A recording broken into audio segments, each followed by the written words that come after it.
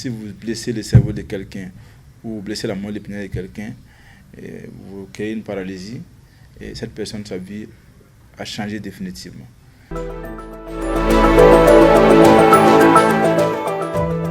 La neurochirurgie, nous on la divise en deux grandes branches. Il y a la neurochirurgie qui va concerner la colonne vertébrale qu'on appelle les rachis, et puis il y a la neurochirurgie qui va prendre en charge les pathologies de l'encéphale, donc de la boîte crânienne. Et donc, 80% de la pratique du neurochirurgien, c'est la colonne vertébrale, c'est les rachis. Et les rachis, ça ne demande pas beaucoup de moyens. Donc, pour ces genres de pathologies-là, on a les outils qu'il faut pour faire la prise en charge des patients. Vous avez besoin, en gros, d'une boîte de rachis pour enlever les os, enlever un peu des ligaments et puis enlever les disques qui coincent les nerfs. Et vous avez aussi besoin d'avoir un amplificateur de brillance pour pouvoir souvent faire des repérages et mettre des vis ou des cages chez les malades.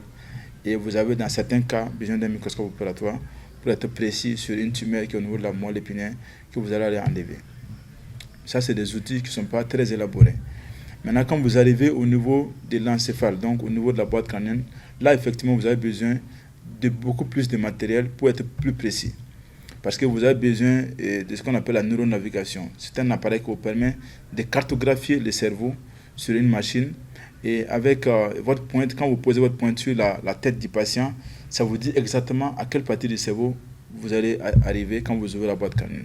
Donc ça, c'est une cartographie qui vous permet de limiter les abords au niveau du patient et donc de limiter les parties du cerveau que vous allez toucher quand vous allez faire votre intervention. Ça vous permet aussi d'aller enlever des tumeurs dans des zones qui sont très très sensibles au niveau du cerveau sans créer beaucoup de dommages aux patients. Et en dehors de la neuronavigation, vous avez ce qu'on appelle les aspirateurs à ultrasons. Ce sont des instruments qui vous aident à aspirer du sang ou bien à aspirer des tumeurs et sans aspirer le cerveau. Donc ça aussi, c'est des outils qui sont très intéressants, qui permettent aux neurochirurgiens de faire un travail précis avec le moins de dommages possible. En dehors de ça, vous avez les microscopes opératoires, vous avez les endoscopes, qui sont des éléments dont vous avez effectivement besoin pour faire un travail de précision. En dehors de ça, les neurochirurgiens, ils dépendent beaucoup du radiologue. Donc l'imagerie médicale, c'est un élément capital pour les neurochirurgiens.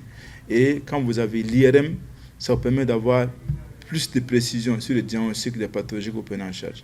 Et dans ce cadre-là, vous avez ce qu'on appelle l'IRM fonctionnel, qui vous permet, quand vous faites l'IRM du patient, de voir quelles sont les parties du cerveau fonctionnelles, c'est-à-dire les parties, puisque toutes les parties du cerveau n'ont pas la même fonction. Il y a des parties du cerveau qui sont moins utiles que d'autres parties. Et elles sont utiles, mais elles ne sont pas très utiles. Donc, on peut s'en débarrasser sans avoir beaucoup de conséquences sur le patient. Et donc, quand vous faites votre IRM fonctionnel, vous allez voir effectivement les parties du cerveau qui sont très parlantes et qui sont proches de la maladie que vous voulez enlever. Et ça vous permet de planifier votre geste chirurgical avec plus de précision. Donc, l'ensemble de ces outils-là, malheureusement, on ne les a pas au Burkina Faso, ce qui nous limite un peu dans la prise en charge des tumeurs qui sont complexes ou des malformations des artères du cerveau qui sont complexes. Cela me permet de lancer un appel à nos décideurs parce que depuis quelques années, il y a un centre de neurochirurgie qu'on appelle Centre d'excellence de neurochirurgie qui est en construction à Tengandogo. Le bâtiment est déjà fini, il reste l'équipement.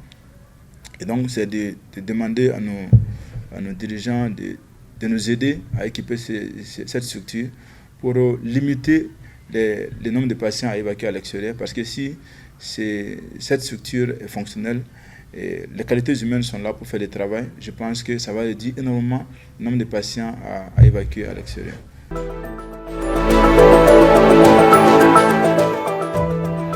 Bon, la majorité des patients sont évacués. Vous n'êtes pas sans savoir qu'il y a un mois environ, nous avons fait une mission de chirurgie complexe dans notre service avec l'aide d'un professeur chinois, le professeur Go, qui est salué de passage. Et avec la collaboration qu'il a avec notre service de professeur Zabsonré, on a pu organiser une mission de chirurgie qui nous a permis d'opérer des patients pour lesquels il fallait faire une évacuation sanitaire parce qu'il n'y avait pas les appareils pour faire l'intervention ici. Et bon, ça s'est très bien passé. Tous les patients qui ont été opérés se sont bien tirés d'affaire. Et rien qu'avant-hier, nous avons reçu un microscope opératoire qui n'est pas encore mis en marche. On espère qu'avec ces microscopes-là, on va pouvoir faire des interventions beaucoup plus élaborées bientôt.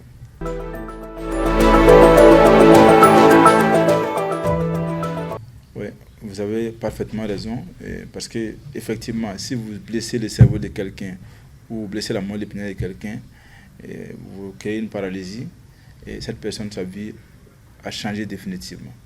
Donc c'est une pression que nous avons au quotidien et c'est ce qui fait que nous sommes obligés, comme je vous ai dit, d'être permanemment en train de s'entraîner, en train de travailler pour acquérir beaucoup d'expérience.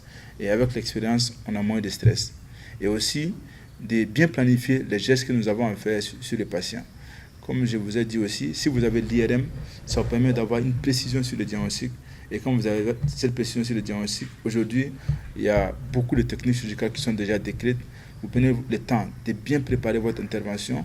Ce que nous faisons, c'est que la veille de nos interventions, on prend le temps de bien lire les techniques qui sont déjà décrites et de choisir la meilleure technique pour les patients et de réviser plusieurs fois cette technique-là avant d'arriver au bloc opératoire. Donc quand vous êtes préparé comme ça, quand vous arrivez au bloc opératoire, vous êtes moins stressé.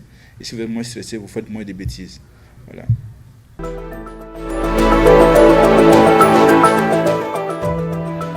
Oui, il faut dire qu'effectivement, l'offre de formation en neurochirurgie était limitée il y a quelques années seulement à la Côte d'Ivoire et au Sénégal. C'est ce qui fait qu'il n'y a pas beaucoup de neurochirurgiens en Afrique de l'Ouest. Mais depuis quelques années, les formations spécialisées ont été ouvertes au Burkina Faso, au Mali, et puis le Togo aussi est sur la voie pour ouvrir une formation spécialisée en neurochirurgie, ce qui va permettre d'accroître le nombre de praticiens en neurochirurgie pour les pays francophones. Pour les pays anglophones, je ne sais pas trop quelle est la quantité de neurochirurgiens qu'ils ont à leur niveau, mais de plus en plus, en tout cas, la formation est disponible et cela va permettre d'accroître le nombre de praticiens en neurochirurgie. Il n'y a pas l'offre de formation, et puis il y a le mystère que les gens créent autour de la neurochirurgie, qui font croire que la neurochirurgie elle est très compliquée, elle n'est pas accessible. Voilà. Donc, ce qui fait que beaucoup de gens sont réticents à se faire former en neurochirurgie parce qu'ils se disent qu'ils ne vont pas y arriver. Alors que non, les neurochirurgiens n'ont pas deux têtes. Voilà. Il suffit, quand vous arrivez à la formation, d'avoir deux choses en tête. C'est que la neurochirurgie demande de la rigueur et de la précision. Et ces éléments-là, on les acquiert avec la formation. Et il faut avoir de l'endurance, endurance physique et endurance mentale. Si vous avez ces deux éléments avec vous, vous allez vous en sortir en neurochirurgie.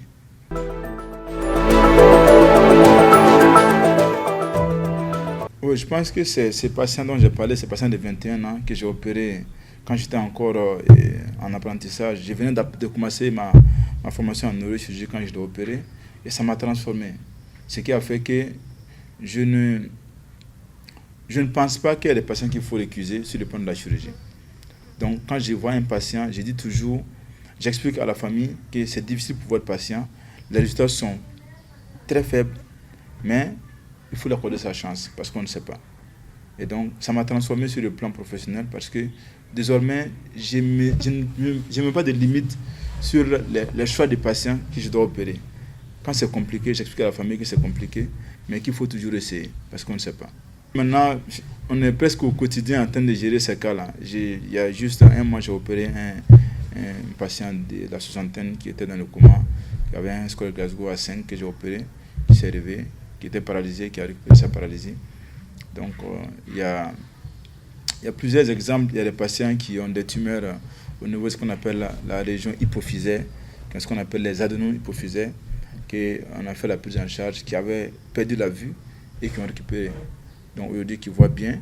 Et je me souviens toujours de ce patient du Bénin qui est venu du Bénin pour se faire opérer d'une tumeur au niveau de la région de l'hypophyse. Et quand il venait dans les services, on lui tenait la main pour l'envoyer dans les services. Et donc quand il est arrivé, on l'a opéré, il est reparti au Bénin. Et 2 mois après, il m'a écrit un SMS. Et il a mis entre parenthèses, docteur, c'est moi qui ai écrit ça. Donc ce sont des choses, quand vous voyez, vraiment ça vous fait quelque chose. Vous vous rendez compte que vous êtes encore utile et qu'il faut continuer à faire ce que vous faites.